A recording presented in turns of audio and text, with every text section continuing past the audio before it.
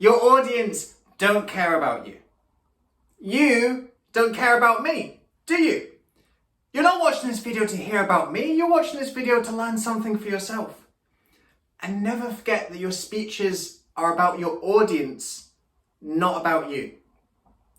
When you're delivering speeches, you've got to get the balance right between talking about yourself, stories that you might have, experiences, lessons, skills, and focusing on your audience's needs and desires.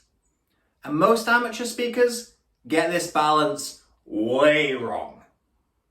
Here's an introduction I'm sure you've heard plenty of. It's the CV or resume introduction, depending on whether you're European or North American. This is where someone opens a speech by just telling you about their work history. Hi everyone, as such and such said, I'm the Vice President of Sales here at the company, and I wanted to start today by sharing with you a little bit of my career history. I got my undergraduate at Harvard, I got my master's from MIT. Out of university, I came into a graduate role here at X Corporation.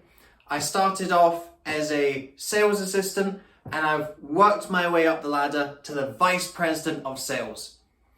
Over the last 3 quarters, our region has increased its profits 30%.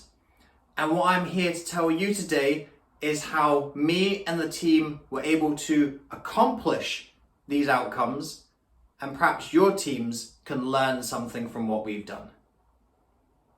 You've heard that thing before, haven't you? How interesting is that? It's not, is it? You don't care about the degrees, you don't care about the work experience, you don't care about this and that. When a speaker starts by just telling you about their work history and their experiences, it's not pulling you into their speech because you aren't seeing, where do you fit into this speech?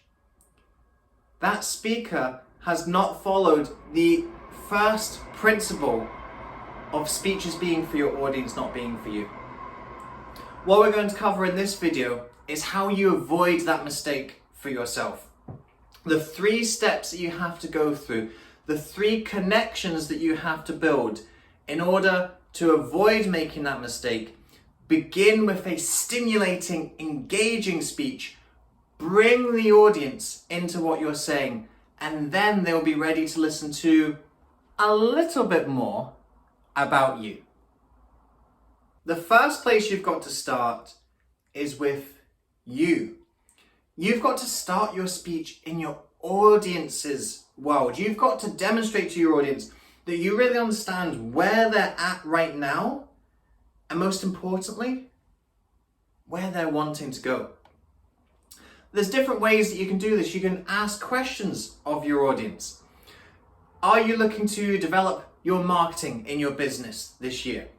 What would you say is your key goal going forward for the next 6 months?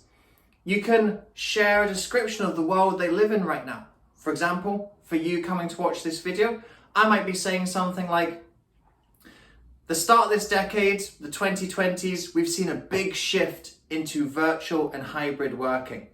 And this was something that really got forced upon us quite quickly. And you may have found that it was difficult to keep up, to get used to all the new technology, to become comfortable communicating through this medium of the camera.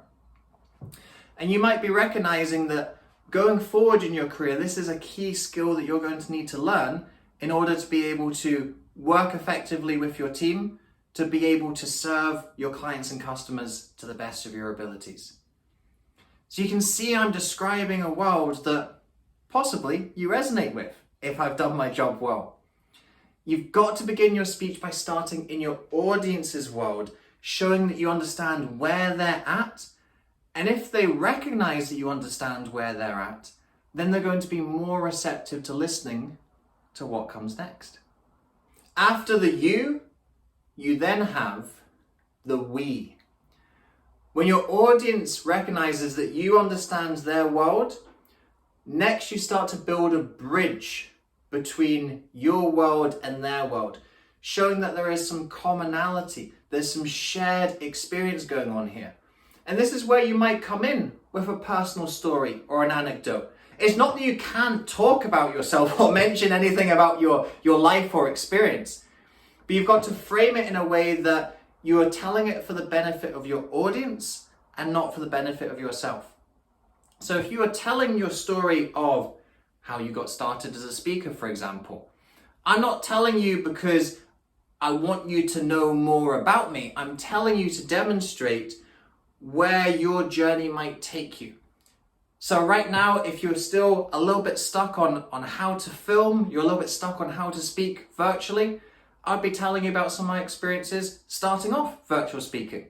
I used to sit in my room in my apartment at university, open my webcam, speak into it.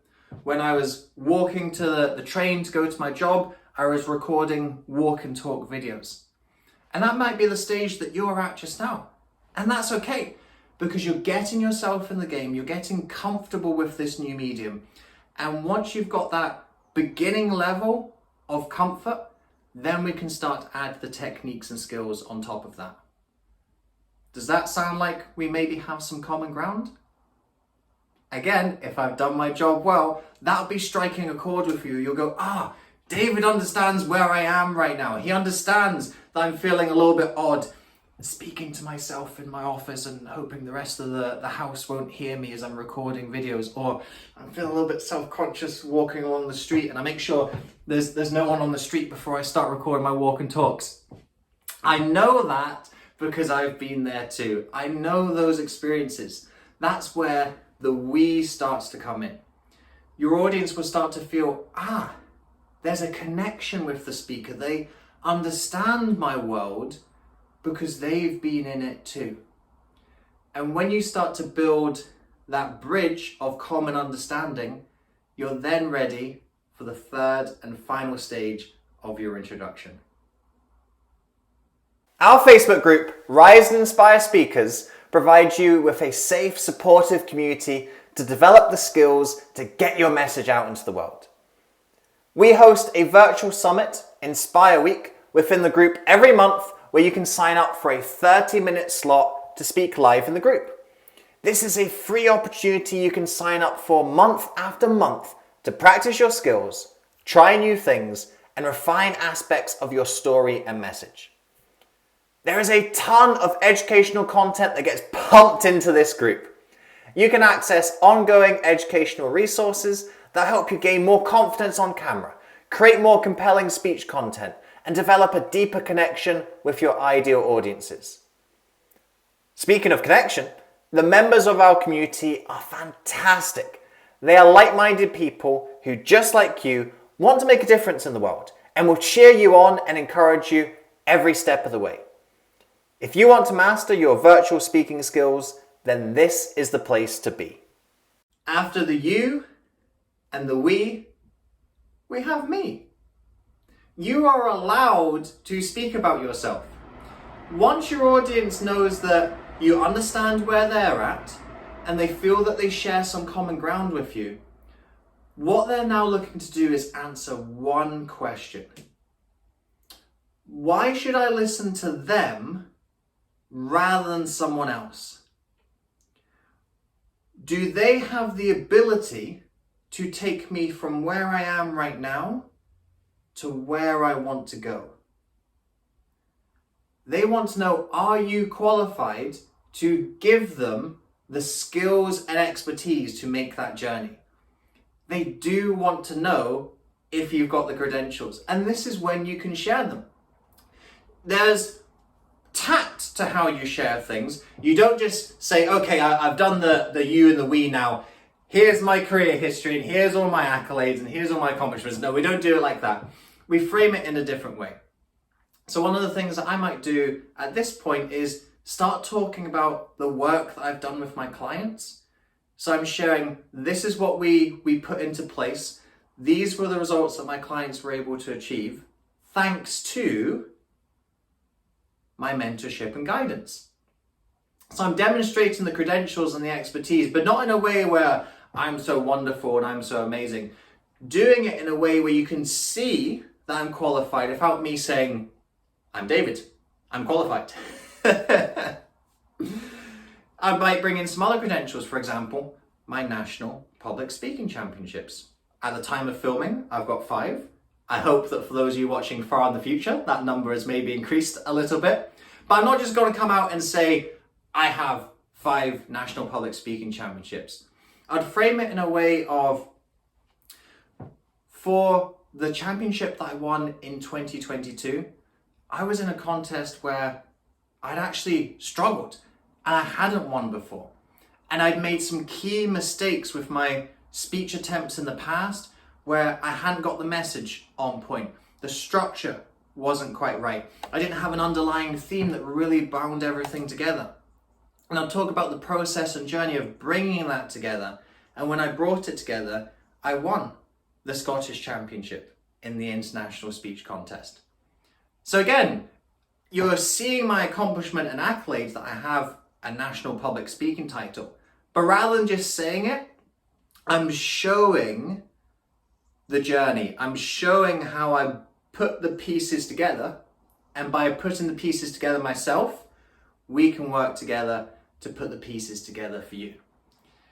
So you can bring in that me, but you do it in a slightly cleverer way and a way that is more centered towards your audience. So even when you're talking about yourself, you're still thinking about the you and the we. When you share your credentials, your audience have got to see how that applies to them. When you're talking about your journey, the audience have got to see themselves making that same journey.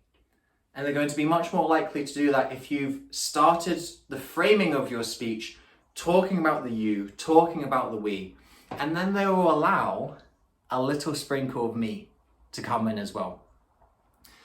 Don't forget the order of those 3 pronouns. You, we, me. You're developing a great connection with your audience.